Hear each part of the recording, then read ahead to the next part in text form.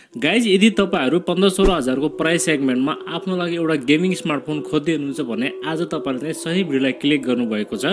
अनि साथीहरु फाइनली इन्फिनिक्सले आफ्नो तगडा स्मार्टफोन इन्फिनिक्स हट 12 स्मार्टफोनलाई चाहिँ नेपालमा लन्च गरिसकेको छ। एकदमै एग्रेसिभ प्राइसमा लन्च गरेको छ र एकदमै युनिक फिचरहरुको साथमा चाहिँ लन्च गरेको छ।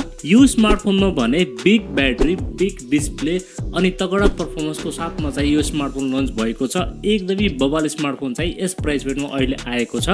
आजको भिडियोमा चाहिँ हामी यसै स्मार्टफोनका स्पेसिफिकेसन तथा यो स्मार्टफोनमा के कस्ता फिचरहरु देख्न मिल्ने छ, साथै यो स्मार्टफोन चाहिँ हामीले नेपालमा कति प्राइसमा लिन सक्नेछौं र कहाँदेखि यो स्मार्टफोन चाहिँ हामीले लिन सक्नेछौं, सबै चीजको बारेमा आज म तपाईलाई यसै भिडियोमा जानकारी दिनेछु।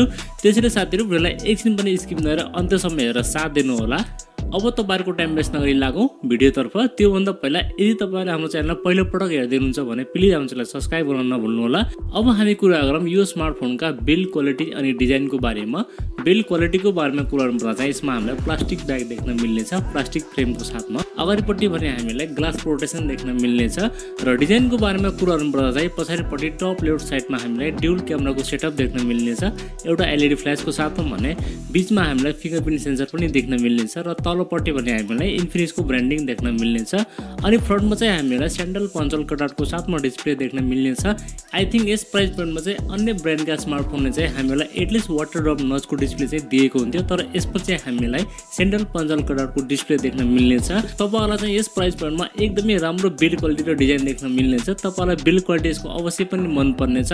अब हामी कुरा गरौँ यो स्मार्टफोनको डिस्प्लेको बारेमा। यसमा चाहिँ हामीलाई 6.82 इन्चको HD+ TFT LCD प्यानल देख्न मिल्ने छ। साथमा 20:9 को एस्पेक्ट रेशो र 259 को PPI डेन्सिटी पनि देख्न मिल्ने छ। अनि गेमर साथीभाइहरुको लागि चाहिँ यसमा 90 हर्ट्ज को हायर रिफ्रेश रेट पनि देख्न मिल्ने छ। यो डिस्प्ले चाहिँ तपाईहरुलाई गेमिङको लागि र कन्टेन्ट वाचिङको लागि एकदमै मजा आउने छ, किनभने यसमा तपाईहरुलाई एकदमै राम्रो डिस्प्ले प्रोभाइड गरिएको छ। साथमा यसमा तपाईहरुलाई 480 निट्स को पिक ब्राइटनेस पनि दिएको छ। यदि तपाईहरुले यो स्मार्टफोनलाई घाममा युज गरे पनि खासै तपाईहरुलाई चाहिँ समस्या आउने छैन। परफर्मेन्सको बारेमा कुरा गर्नुपर्दा यो स्मार्टफोनमा हामीलाई युनिसोकको T610 चिपसेट देख्न मिल्ने छ, जुन 12 नैनोमिटरमा बनेको चिपसेट हो। साथमा हामीलाई यसमा LPDDR4X को RAM टाइप र eMMC 5.1 को स्टोरेज टाइप देख्न मिल्ने छ, जसमा रिड एन्ड राइट पनि हामीलाई एकदमै राम्रो देख्न मिल्ने छ। 12 नैनोमिटरमा बनेको चिपसेट हुनको कारणले यसमा चाहिँ हामीलाई पावर एफिसिएन्सी देख्न मिल्ने छ। यसमा हामीलाई हिटिङ पनि एकदमै कम देख्न मिल्ने छ। हामीलाई चाहिँ यो चिपसेटमा डे टु डे परफर्मेन्स र यसमा तपाईहरुलाई मिडियम सेटिङमा एकदमै मजाले गेमिङ गर्न सक्नुहुनेछ। PUBG गेमिङ चाहिँ तपाईहरुले यसमा 40 FPS मा मजाले खेल्न सक्नुहुनेछ र HD ग्राफिक्समा पनि तपाईले PUBG गेम आरामले खेल्न सक्नुहुनेछ। त्यसको लागि चाहिँ तपाईलाई कुनै पनि यसमा समस्या आउने छैन। गेमिङ ग्राफिक्स भने यसमा हामीलाई Mali G57 को MC2 GPU देख्न मिल्ने छ, जसले तपाईहरुको गेमिङ ग्राफिक्स पनि एकदमै बेटर बनाइदिनेछ। सफ्टवेयरको कुरा गर्नुपर्दा यसमा चाहिँ हामीलाई लेटेस्ट एन्ड्रोइड 11 देख्न मिल्ने छ आउट अफ द बक्स भने। यो चाहिँ रन गर्नेछ XOS 10 मा रन गर्नेछ, जसमा तपाईलाई हल्का फुल्का ब्लर भए पनि तपाईले चाहिँ त्यसलाई मजाले हटाउन सक्नुहुनेछ। भेरिएन्टको बारेमा कुरा गर्नुपर्दा यसमा चाहिँ हामीलाई दुईवटा भेरिएन्ट देख्न मिल्ने छ, 4+64 र 4+128 को भेरिएन्ट देख्न मिल्ने छ। क्यामेराको बारेमा कुरा गर्नुपर्दा चाहिँ यसमा हामीलाई ड्युल क्यामेराको सेटअप देख्न मिल्ने छ। पछाडिपट्टि 13+2 मेगापिक्सल को मेन क्यामेरा सेन्सर देख्न मिल्ने छ। त्यसैगरी अगाडि भने हामीहरूलाई 8 मेगापिक्सल को सेल्फी क्यामेरा देख्न मिल्ने छ। तपाईहरुले पछाडी र अगाडिको क्यामेरालाई 1080 को 30 fps मा चाहिँ भिडियो सुट गर्न सक्नुहुनेछ। आई थिंक तपाईहरुलाई यस प्राइस पॉइन्टमा चाहिँ एकदमै डिसेन्ट क्यामेरा सेटअप देख्न मिल्ने छ। क्यामेरा पनि तपाईहरुलाई एकदमै ठीकठाक क्वालिटीको देख्न मिल्ने छ। ब्याट्री चाहिँ यसमा तपाईहरुलाई 6000 mAh को ब्याट्री देख्न मिल्ने छ, जसमा तपाईहरुलाई 10 वाट को चार्ज चाहिँ तपाईले बक्समा पाउनुहुनेछ। ब्याट्री पनि तपाईलाई एकदमै ठूलो देख्न मिल्ने छ, जसले तपाईहरुलाई 2 दिनको ब्याट्री ब्याकअप आरामले दिनेछ।